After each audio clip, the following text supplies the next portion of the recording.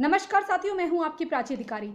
TMC के नेता हैं, उन्होंने कहा है कि जो मिथुन चक्रवर्ती हैं वो एक नक्सलाइट है और वो तो कल के एक्टर है, उनका तो कोई अब वजूद नहीं है। मैं पहले बताना चाहती हूँ, पहले तो एक एक्टर जो होता है अगर वो अच्छा अभिनय करता है तो वो चीज़ कभी मरती नहीं। उनका कला के क्षेत्र में जो योगदान है उससे बड़ा योगदान ये है कि वो इस बात का प्रतीक हैं कि बुराई से अच्छाई की तरफ कैसे आया जाता है। अगर मिथुन चक्रवर्ती ने अपने इतिहास के बारे में कुछ छुपाया होता तो हम कहते कि भाई वो नक्सलाइट थे, वो फलाना थे, वो ढिमकाना थे। लेकिन जो व्यक्ति खुद अपने इतिहास के बारे में बताते हैं और कैसे उनके साथ बचपन में क्या हुआ, क्या अन्याय हुआ, कैसे वो नक्सलाइट बने, उसके बाद वो कैसे उस गटर से बाहर निकले और कैसे उन्होंने मानवता के लिए अच्छे काम करे। एक बच्ची कूड़ेदान में उनको पड़ी मिलती है, उस बच्ची को वो अपना नाम देते हैं, उसे अपनाते हैं, अच्छी शिक्षा देते हैं और उसे उसके अच्छी तरह से लालन पालन करते हैं, अपनी औलाद से भी बढ़कर। तो ऐसे आदमी के बारे में जिसने रियलिटी में समाज के लिए अच्छे काम करे हों, अरे कोई एक व्यक्ति के लिए भी अच्छा काम कर देता है उसका भी ढिढोरा पीटता है। ना जाने कितने लोगों की उन्होंने मदद करी। जब अमिताभ बच्चन जिंदगी और मौत से झूल रहे थे तो उन्होंने अपने सीने को फाड़ के रक्त जो उससे माँ काली को चढ़ाया था और कहा था कि मैं चाहता हूँ कि अमिताभ बच्चन मेरे बड़े भाई हैं वो सही हो जाएं।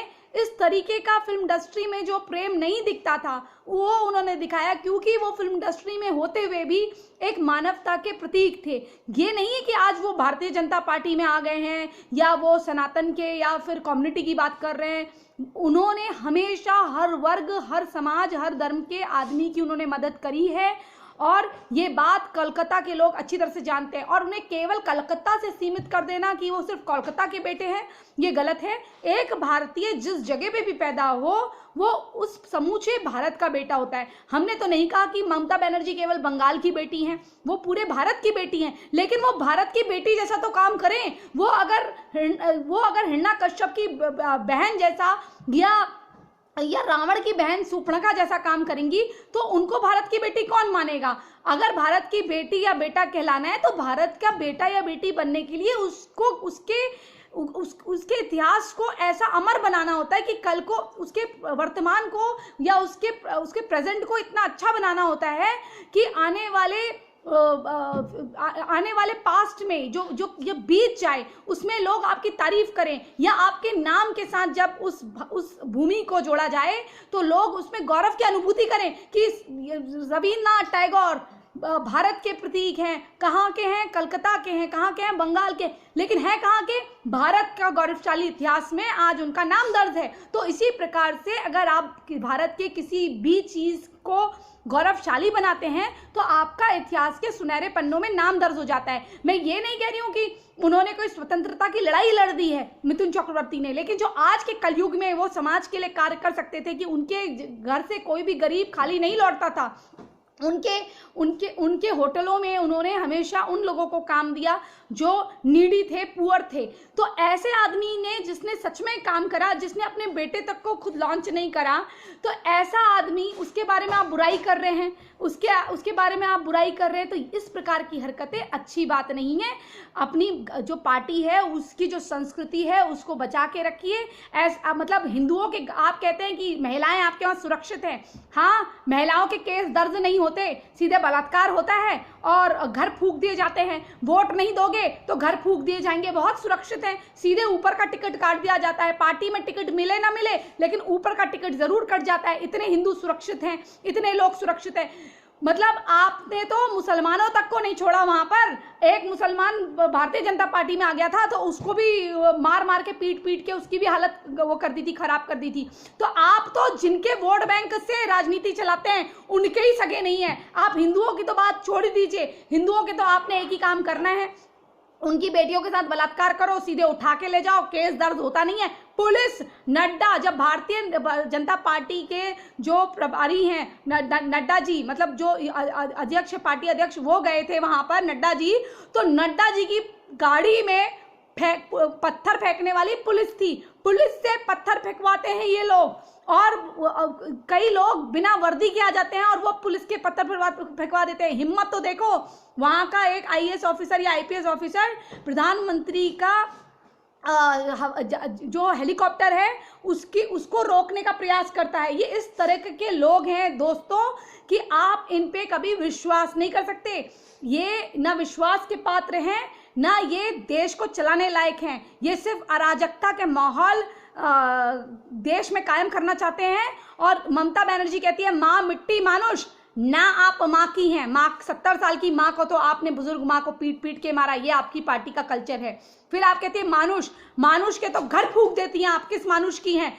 आप मिट्टी, जिस मिट्टी, बंगाल की मिट्टी में दुर्गा पूजा नहीं हो सकती, आप उस मिट्टी को भी गाली देती हैं। और वहां पर कोई भी योजना आती है प्रधानमंत्री की तो उसको कायम नहीं होने देती। आप क्या जाने माँ मिट्टी मानुष, आप तो बुआ हैं, बुआ बन के ही रह गई। आपने बाकी लोगों को नहीं देखा कि वो आपके भतीजे भांजे हो सकते थे, लेकिन आपने सिर्फ अपने ही भतीजे, अपने ही भांजे को आगे बढ़ाया। ये आपकी सोच है। आप कौन सा परिवारवाद से छूटी हुई हैं? और आप कांग्रेस से अलग हुई केवल लालच की वजह से, और आज आपका फिर वही लालच दिख रहा है। नुसरत जहां, ऐसे तो नुसरत जहां के लिए भी कह सकते हैं, नुसरत जहां क्या काम करती थी सबको पता है। बंगाली इंडस्ट्री में, फिल्म इंडस्ट्री में क्या होता है हमको भी पता है, कौन सी इंडस्ट्री में क्या होता है हमको भी पता है। नुसरत जहां का एक्स बॉयफ्रेंड था, जिसका एक पार्क में कोई रेप हुआ था, किसी पब से पार्क में कोई रेप हुआ था, रेप कांड में उसका नाम था, तो नुसरत जहां ने एड़ी चोटी का जोर लगा दिया था उसको बचाने के लिए और उसके बारे में पॉजिटिव बातें करने पर। तो ऐसे तो नुसरत जहां को भी कह सकते हैं बलात्कारी की सपोर्टर थी।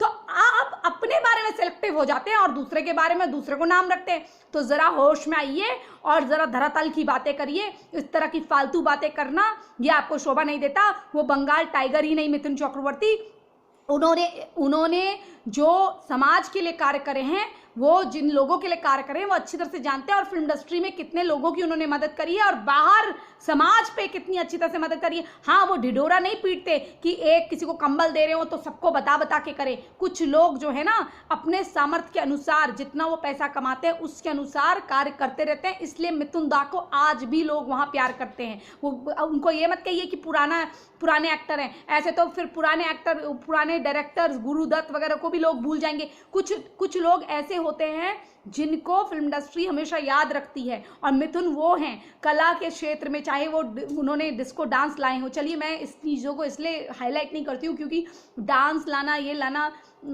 ये तब तक अच्छा नहीं है जब तक आप समाज में किसी की मदद ना कर पाए। लेकिन क्योंकि मिथुन ने जो पैसा कमाया उससे लोगों की मदद करी, अपने आसपास के लोगों को उठाने का काम करा, इसलिए मैं उनका नाम ले रही हूँ। वरना मेरे लिए डांस और एक्टिंग कोई बड़ी बात नहीं है। मैं खुद कला के क्षेत्र से आती हूँ, मुझे एज अ कलाकार अच्छी एक्टिंग पसंद है, लेकिन आज अच्छी एक्टिंग करने नहीं दी जाती। जिनके आड़े तिरछे फेस होते हैं उनको ले लिया जाता है। जो आर्टिफिशियल लोग आते हैं, मतलब इन द सेंस बटॉक्स लगा के, वो लगा के, हमारा भी चेहरा कभी खराब होता है, कभी अच्छा होता है, और कभी हम अच्छे लगते हैं, कभी हम बुरे लगते हैं, कभी हम नहीं सोए होते हैं, हमारा चेहरा मुरझा जाता है, बिल्कुल मुरझा जाता है। लेकिन हम इंतजार करते हैं कि हम अच्छा रेस्ट ले, अच्छे हो जाएं, अच्छे दिखें। लेकिन यहाँ तो उन लोगों को ले लिया जाता है जिनके चेहरे वैसे ही झड़े हुए होते हैं और वो इंजेक्शन ठोक ठाक के फिर आते हैं, बटॉक्स वगैरह लगा के उनको लिया जाता है। लेकिन मिथुन चक्रवर्ती उस टाइम के हैं जब नेचुरल ब्यूटी काम करा करती थी और लोग नेचुरल चीज़ों को पसंद करा करते थे और अपने इतिहास को छुपाए नहीं करते थे, जैसे वो थे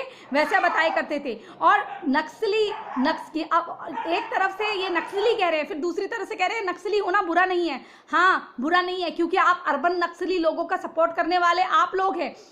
मिथुन चक्रवर्ती ने तो कभी ये नहीं कहा कि मैं नहीं था, वो थे, उन्होंने बताया मैं था, और वो गरीबों के लिए हमेशा खड़े रहे। और जैसे ममता बनर्जी अपने आप को बंगाल की बेटी बोलती है, तो बंगाल के बेटे ये भी हैं, और ये बंगाल का ही बेटा क्यों, उन्होंने भारत के बेटे हैं, कहीं भी जाएंगे उनको प्यार मिलेगा। और वोट के लिए किसी को मारने का काम नहीं करती है भारतीय जनता पार्टी। ये अपनी अपनी पार्टी की संस्कृति है। कोई स्टेज में आता है, कोई बड़ा है या छोटा है, उसके कद को देखकर, उसके समाज में किए हुए काम को देखकर, चाहे वो तमिलनाडु का हो, आंध्रा का हो, तेलंगाना का हो, उड़ीसा का हो, कोई भी हो, प्रधानमंत्री पैर छूते हैं या लोग उनके पैर छूते हैं। ये इसलिए नहीं कि कोई उनके साथ भेदभाव है, इसलिए क्योंकि इज्जत एक दूसरे की करते हैं, ठीक है ना। इसी संदेश के साथ कि आप बंगाल में किसको वोट देना है, कि क्या आप अराजकता के साथ हैं, जिस पार्टी का काडर अपने लोगों को ही नहीं मानता, अपने लोगों का ही तिरस्कार करता है, और जब वो उनके साथ हो तो वो बहुत अच्छे होते हैं, जब उनके साथ ना हो तो अच्छे होते। भारतीय जनता पार्टी ने तो नहीं कहा कि आप कोई व्यक्ति अगर गया हो तो उसको उन्होंने भला बुरा कहा हो। आज 23 लोग 23 सदस्य जो हैं आज वो मालदा से भारतीय जनता पार्टी में क्यों जुड़े मालूम है? क्योंकि कहीं ना कहीं उनके हिंदुओं के साथ, उनके लोगों के साथ जो अत्याचार हो रहा है उसके खिलाफ खड़े होने के लिए वो जुड़े हैं। और जो लोग आज तक चुप थे, क्योंकि पार्टी की गाइडलाइन में चलना होता है, पार्टी की जो जैसे कम्युनिटी गाइडलाइन होती है वैसी गाइडलाइन में चलना होता है, उस हिसाब से वो चल रहे थे और वो आवाज़ नहीं उठा पा रहे थे। और हिंदुओं के साथ जो अत्याचार हो रहा था इसलिए वो आवाज़ नहीं उठा पा रहे थे। आज उनके पास एक मौका है, इसलिए वो आवाज़ अब चुपचाप निकल रहे हैं। और कई लोगों ने, जब रिपोर्टर्स ने पूछा कि आप किसको वोट देंगे, तो वो इसलिए नहीं बोले, कई लोग इसलिए नहीं बोले, उन्होंने कहा भाई साहब ऐसा है कि हम साइलेंट वोटर हैं, अगर हम मुंह से बोलेंगे तो हमें अभी मारने के लिए आ जाएंगे, इसलिए हम मुंह से कुछ नहीं बोल सकते हैं। समझे? तो बीजेपी का वोटर है साइलेंट, मुंह बंद करके चुपचाप बीजेपी को वोट दे रहा है, क्योंकि उसे पता है कि उसे दुर्गा पूजा के पंडाल में आग नहीं जलवानी, वहां अजान नहीं करवानी। आपको अपनी अजान करिए, मस्जिदों में करिए। ऐसे तो आपने उसके साथ हाथ मिला लिया जिसने कहा था कि 50 करोड़ हिंदुओं को कोरोना सरा के मार दो।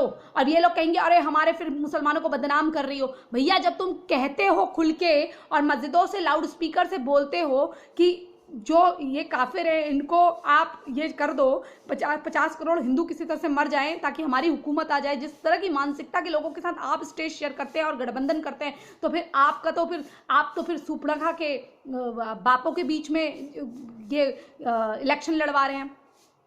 आप, जनता बहुत होशियार है, अपना अच्छा बुरा जानती है और जनता को पता है किसने किसका अपमान किया है और किसने किसका तिरस्कार किया है, किसको वोट देना है किसको नहीं।